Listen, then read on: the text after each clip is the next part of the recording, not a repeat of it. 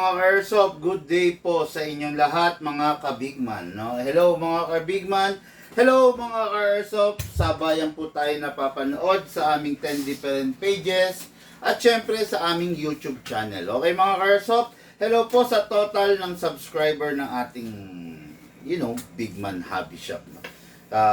Hello po sa inyong lahat. I just hope na nakapagtanghalian na.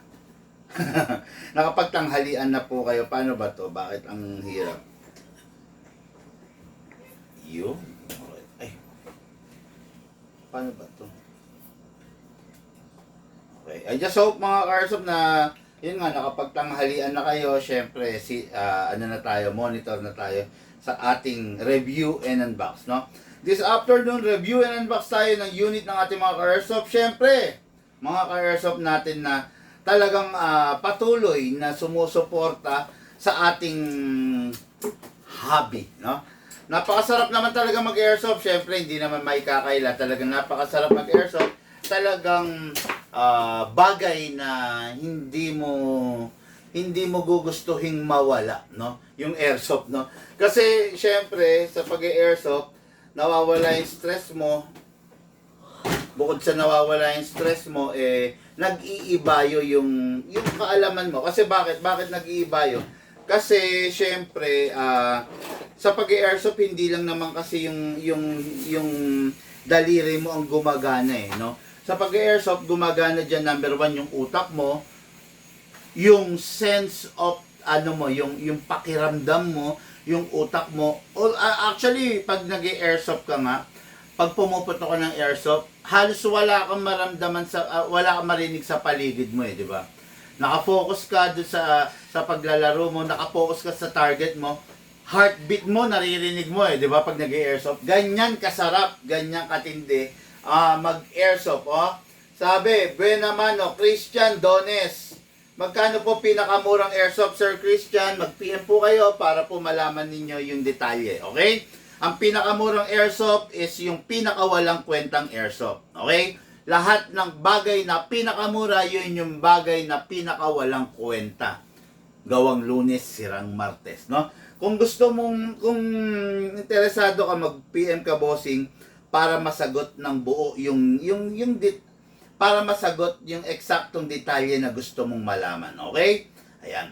Ngayon, siyempre, dire-diretso na tayo, no? Tulad nga ng sabi ko, review and unbox tayo. Unit ng ating ka-airsoft, Jonathan Salapare, Digo City, Davao. Okay, ang unit niya is a pair of 1911 6.0 by the AW Custom. Ito yung unit niya. May black, may silver. Yan, i-discuss natin maya-maya. Tayo nga natin. Yan, okay, no? I-discuss natin maya-maya. Ipapakita natin kung ano yung mga bagay na meron at wala yung unit na to, okay? Then, next unit natin, Going Prosperidad, Agusan del Sur, okay? Chester Mercado, okay? Ang kanyang unit, mga ka-airsoft, meron pa pala akong natitira nito na ilaliman lang sa ating stock room, no? Meron pa tayong 2 piraso nito, yung 6.0 by the KJ Works, no? Competition grade pistol, upgraded type of a pistol. Meron pa ba tayo nito sa display? Meron pa. Check mo nga, meron. Wala na. Ay, meron isa. Meron. Yun. Meron tayo sa inventory nito, 2 piraso. Meron sa display, 2 piraso, no? So, ito yung pang-4 na piraso. Mga nailaliman lang, no? So, meron pa tayong natitira rito. Kaya kung gusto nyo itong unit na to, competition grade, napakasarap, napakaganda, napakatikas, napakalakas. Ito na. Lahat. Yun nga, sabi ko sa inyo, no? Kung hindi nyo afford Sino Breach, ito, same performance kay No Breach. Maganda rin, napakatikas, competition grade, wala ka nang hahanapin pa. Okay? Full steel ba to? Ayun naman pala. Full steel pala siya. Talagang purong bakal. Labas at loob. Yan. No? Nagulat ako, no? Full steel nga pala itong unit na to. Nakakatuwa, ito yung unit natin kay Airsoft Chester Mercado o Prosperidad Agusan del Sur. Okay, no? O, may tanong tayo rito. Lagi naman natin sinasagot to. Big man, ano ang difference ng unit na upgraded sa hindi upgraded? Okay. Ang unit na upgraded is, syempre, came from the word itself, upgraded. Corrected na yung mga glitch, no? Ngayon, ganito yan. Mga ka-airsoft, no, lahat ng unit merong glitch. Ano yung glitch, big man? Glitch yung imperfection, no? May mga imperfection ng bawat unit. Kaya nga, let's say merong 10 Glock. Kung meron kang 10 Glock, alam nyo ba na yung 10 Glock na yon, merong malakas doon, merong mahina, merong sakto lang, magkakaiba ng performance yon. Merong maganit, merong flawless, merong suwabe pumutok. Merong pasaway, merong masunurin. Yeah? Ganyan ang mga unit, no? May mga glitch. Ngayon, sa pag-upgrade, fine-tuning and trigger job, so, kinokorek natin yon yung mga glitch na yon. Kailangan swabing pumutok, swabing pagka-upindot, malambot yung trigger, sumusunod yung hammer, ganon. Pag kasi yun, hindi na i-correct yon from the start, yung wear and tear ng unit, mabilis. Mabilis masisira yung unit, mabilis mapupudpud yung hammer, mabilis mapupudpud yung slide stopper, ganon. Mabilis kasi hindi na i-correct yung glitch. Okay? Ngayon, yun ang bagay na gusto natin, ma-correct yun. Kaya, para pagdating sa customer, pagdating sa client ng unit, wala na siyang problemahin. Ganon din tayo, pag na-correct natin sa una pa lang yung mga glitch na yon, hindi kami mapapagastos. Bakit? Kasi nga, lifetime warranty po kami. No? Lifetime warranty po kami. So, pag lifetime warranty, mapapagastos kami kung palaging masisira yung unit mo. Pero kung yung unit mo, may iwasan natin masira, kami yung magbe-benefit. Diba? Kaya mas pinopromote namin yung upgraded version versus the non-upgraded. Mas hindi namin ganong kinikater yung non-upgraded kasi nga, masakit sa ulo in the long run. Okay? Ganun din. Kayo rin, papayag ba kayo? Okay lang ba sa inyo yung unit nyo mayat-maya nasisira, di ba? Pangit naman yung unit na mayat-maya nasisira, mayat-maya ginagawa. Kaya mas maganda sa una pa lang, magawa na natin siya ng tama. Okay? So, unit natin kay Airsoft, Chester Mendoza, Prosperidad. Ang daming tanong dito. Kaya lang hindi ko pwedeng sagutin lahat to dahil syempre meron tayong kailangang mas priority sagutin. Okay? So, start na muna tayo, no? Chester Mercado, Prosperidad Agusan del Sur. Ito yung unit niya. Makikita nyo naman mga Airsoft, no? Compare mo sa mga ibang unit. Yung unit niya, full steel. Purong bakal. Okay, no? Purong bakal. Pag sinabing purong bakal, ibig sabihin, yung internals niya is steel. Ibig sabihin, mas matigas. Kasi normally, ang most of the unit, ang internals ay alloy. Diba? Especially yung mga low-end na version. Alloy lang yon, no? Ito, full steel na, nakita nyo naman. Tapos, naka-half-up rubber na rin to. Naka-fine-tuning, naka-trigger job, naka-fix outer barrel. Extended, oh, ang ganda. 6.0 siya, no? Tapos, equip pa siya with a tactical rail sa baba. Ngayon, yung tactical rail na yan will serve as lalagyan ng mga attachment.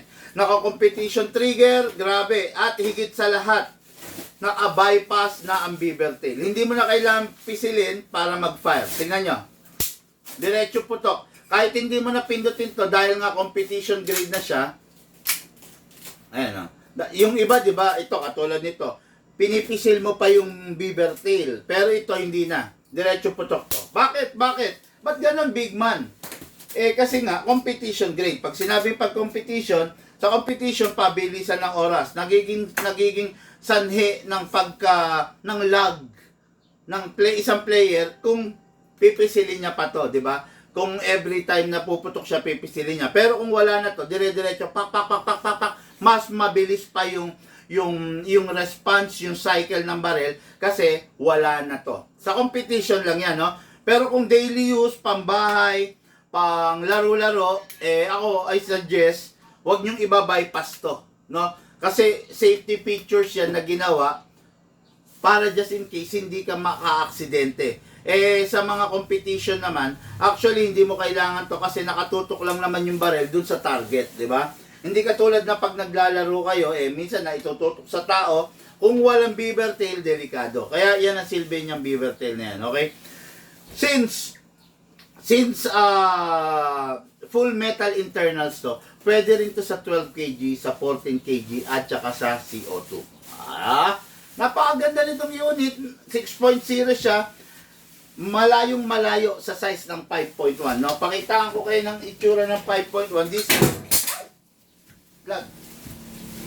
Alaglag tuloy yung pang ano ko, yung pang sample ko. Sira na nga masisira pa lalo. Grabe naman to. Sala, kailangan maipasok ko muna siya. Hay, nako. Paramdam pa to. Okay.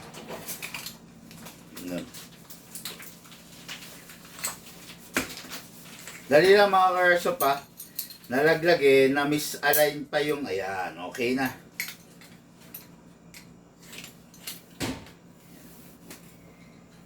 Ito kasi sacrifice unit to. China to. Binili ko siya para meron akong pang sample para pag nagpapaliwanag ako ng vlog naipapakita ko ng maayos, no. Yan. Binili ko to China tong unit na to Okay. Pang sacrifice to, no. Kumbaga para maipapakita ko sa inyo ng maayos yung mga vlog, lalo na yung mga sinasample ko, no. Yan. Katulad niyan, this is an example of a 5.1 unit, okay? Makikita nyo 5.1. Yun, Lucas, kung na mga slide stopper doon, yung mga gastado na. This is a 5.1 unit and this is a 6.0 unit. Ayan, makikita nyo yung difference ng laki. Ayan, 5.1 versus the 6.0, mas malaki talaga. Dyan unit, Lucas. Hanap mo ako ng mga slide stopper dyan na, yung kahit gastado na. Okay, so this is the unit ng ating Airsoft Chester Mercado. Napakaganda, no? Naka-optic front. Lucas, dun sa kahon. Sa kahon. Okay?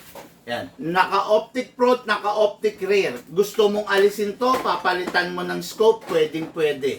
No? Aalisin mo lang to, papatong mo yung scope, pwedeng-pwede. Kasi nga, competition grade po ito. Hindi po ito yung mga ordinary unit na nakikita nyo.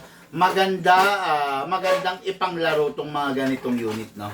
Kasi, bakit maganda? Kung napapansin nyo ba yung mga panglaro, pang mga tournament, pang competition, kung mapapansin nyo mga ka-airsoft, ano siya, di ba? Mahaba. Bakit mahaba? Kasi mas mahaba yung buwelo ng bala, mas accurate yung bibis. Mas maiksi yung buwelo ng bala, mas aggressive. Kaya, pahingi ako. Para hindi nalalaglag to.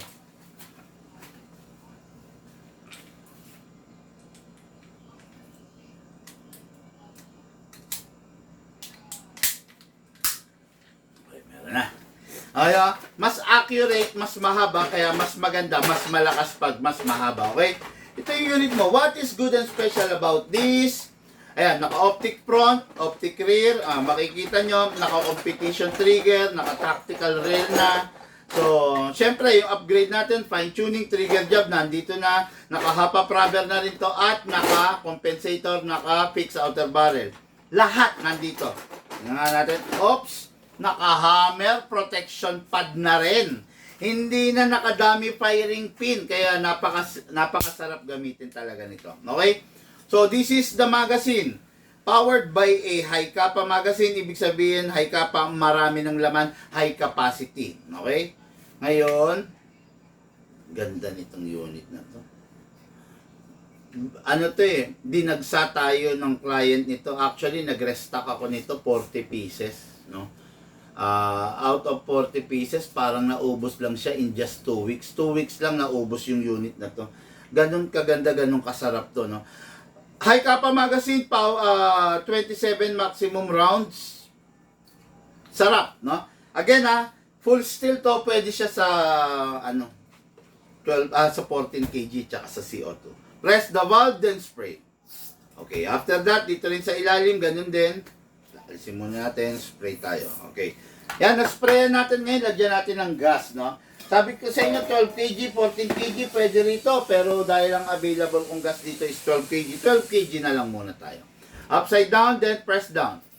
1, 2. Okay, 2 seconds is enough. 2 seconds ay sobra-sobra para sa isang puno. Okay? Ngayon, nasa reloader natin, lagyan natin ng bala, no? Hatakin to pababa. Then put your right thumb here. Then all the way. Ayaw, mahatak.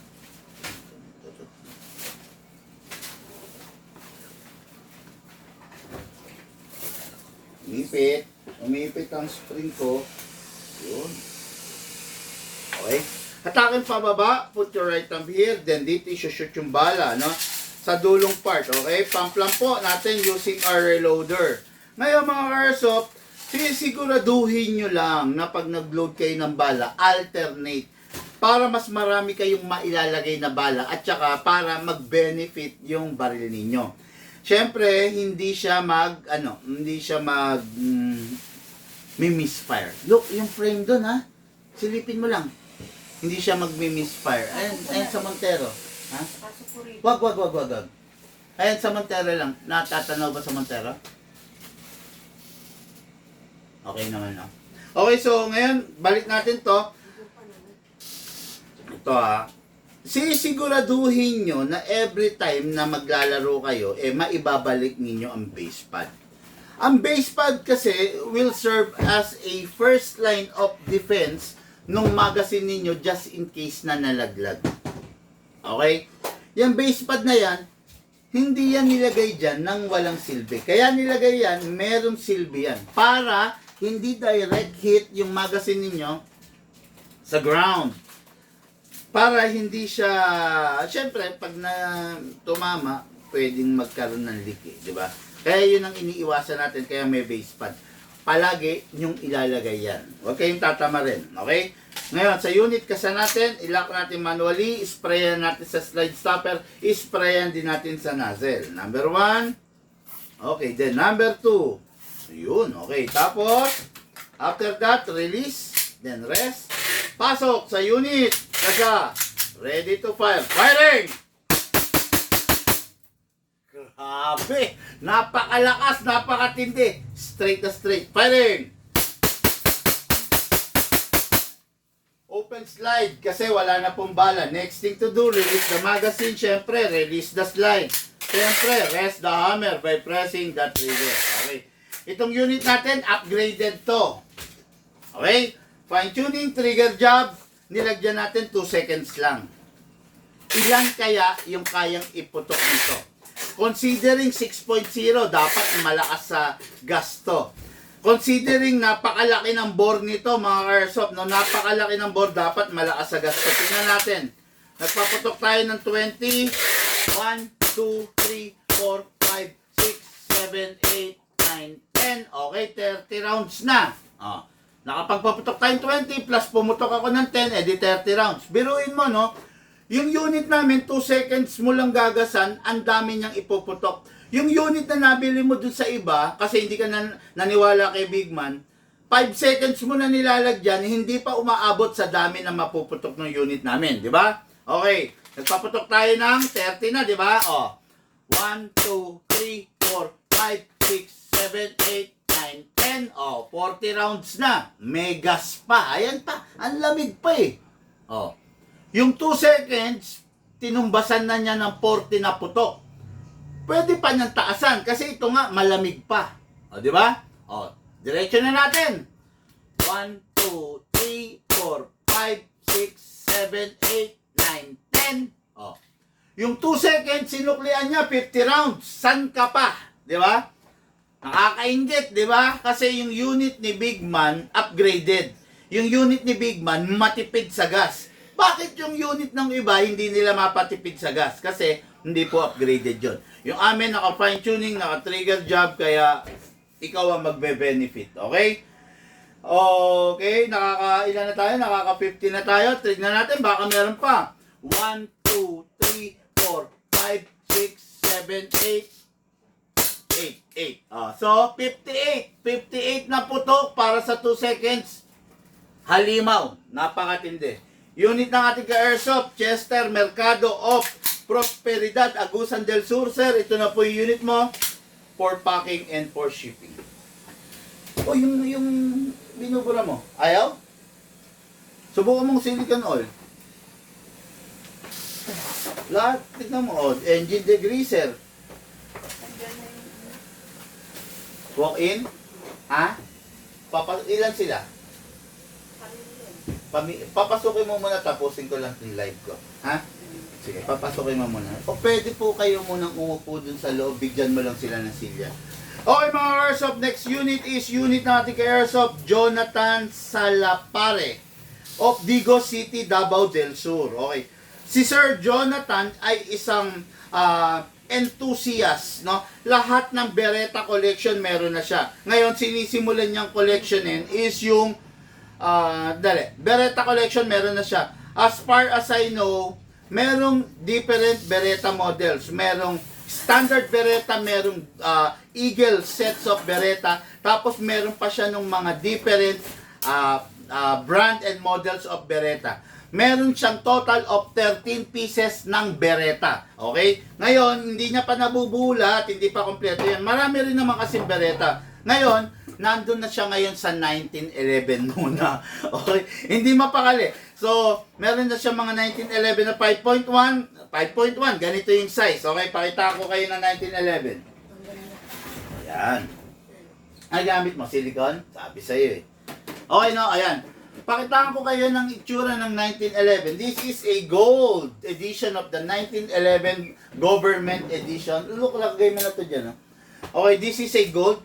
This is a 1911. Ngayon, ito is a 1911 6.0. Okay? 5.1, 6.0, magkatapat, mas malaki ang 6.0. Okay? Napakaganda, napakasolid, ang bigat, no? Yan ang pinagkaiba ng 5.1 and 6.0. Okay? 5.1, high-end edition, AW custom. Okay?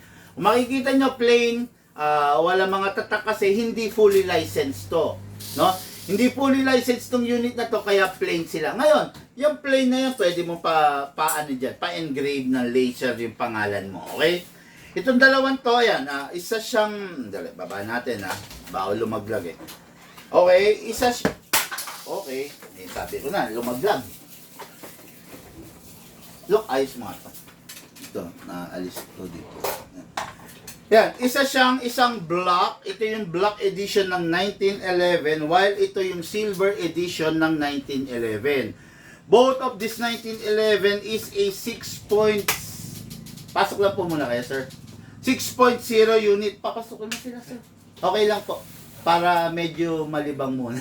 Mainit sa labas eh. Sige.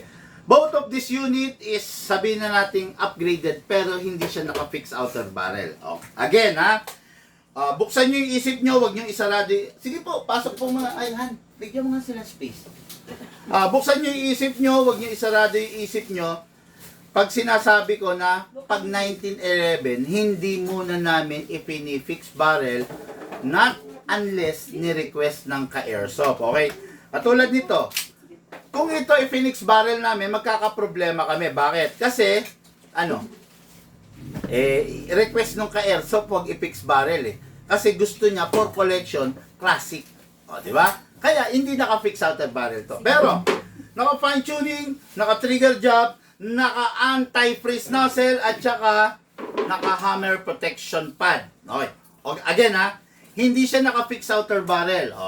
Well, in fact, ayan kumakalog, di ba? Kasi, mawawala yung pagiging classic ng unit kung i-modify na natin. May mga tao kasi, let's say, may sasakyan sila, no? May mga tao gusto, although, uuso na ngayon yung mga mag wheels, di ba? Pero kung mapapansin ninyo, may mga tao na gusto pa rin yung rim, di ba? Kasi, ayaw nilang mawala yung pagiging classic ng vintage nilang sasakyan. Ganun din to. Matandang barrel nga 1911 eh. Pag ito, i-Phoenix barrel natin, okay, pinalitan natin ng twisted fixed outer barrel, hindi na siya classic, hindi na siya original, di ba?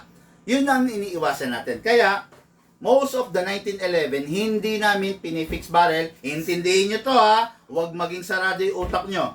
Hindi namin pinifix barrel, maliban na lang kung talagang i-request ng ka-airsoft. Okay?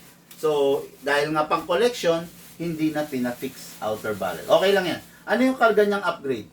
Hammer protection pad, anti-freeze nozzle, fine-tuning trigger job. 4 ang karga nito. Napakaganda, napakalupit.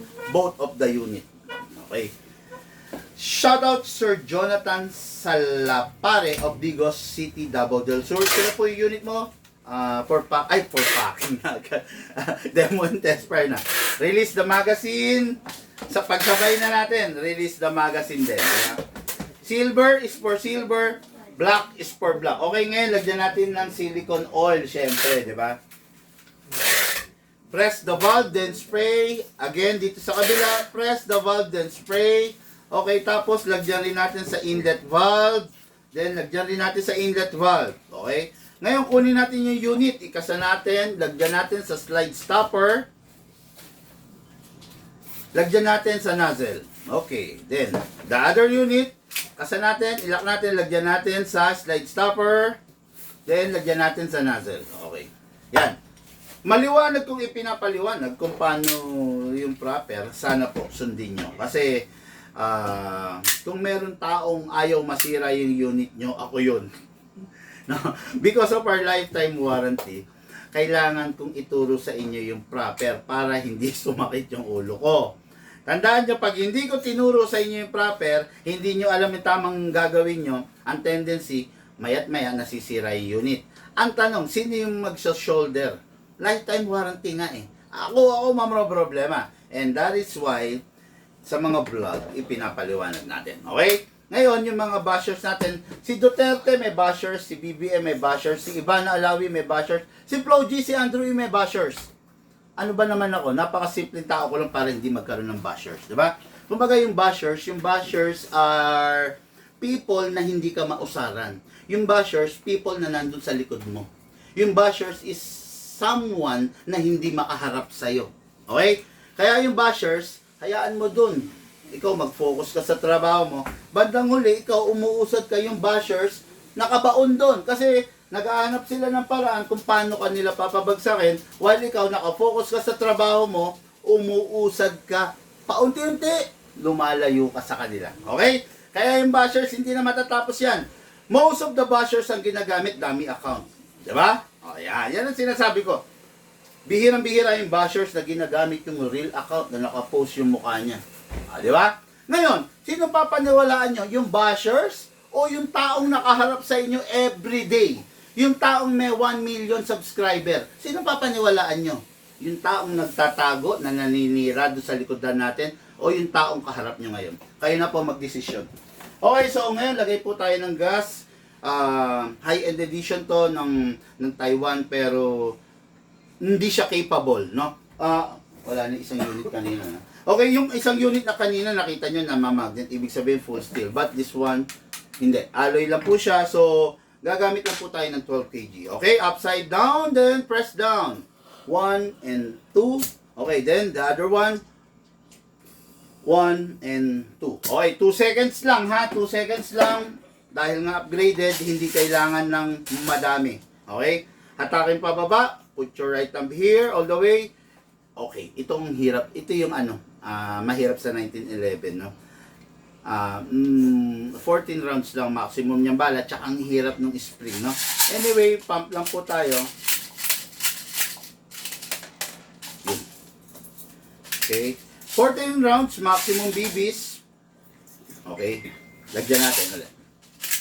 Look, pakilayo yung target kong konti. Okay? 14 rounds, yan lang ha. Kasi, single capacity lang siya, hindi tulad ng mga high capacity. Block is for block. Silver is for silver. Hindi natin pwede pagsabayan. Okay? Firing tayo. Unit na ating airsoft, Jonathan Salapare. Ito na po yung unit mo. Kasa. Firing. Open slide kasi wala ng bala. Next thing to do, release the magazine, then the slide. Press the hammer by pressing the trigger. Pasok natin. Okay, then the other one.